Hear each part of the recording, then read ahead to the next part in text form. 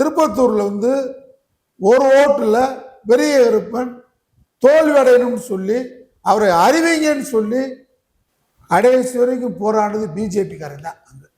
அப்ப பிஜேபி பெற்ற குழந்தை தானே திருமாவளவன் சொன்னது தானே உண்மை. பிஜேபி பெற்ற குழந்தை தானே தாவேகா. பெரிய கருப்பனை தோல்வின்னு அறிவின்னு சொல்லி தாவேகா காரன் போராடுறதுக்கு முன்னாடி பிஜேபி காரன் வாக்கு எண்ணிக்கை மையத்தில் போராடி இருக்காங்க. பெரிய கருப்பனும் தோக்கலை, தோற்கடிக்கப்பட்டிருக்கார். அவருடைய வாக்கு, அவருக்கு விழுந்த வாக்கு வேலூர் திருப்பத்தூர் போயிருச்சு. இப்ப நீங்க எடப்பாடியை மட்டும் நீங்க கணக்கு பண்ணி பார்க்கணும்.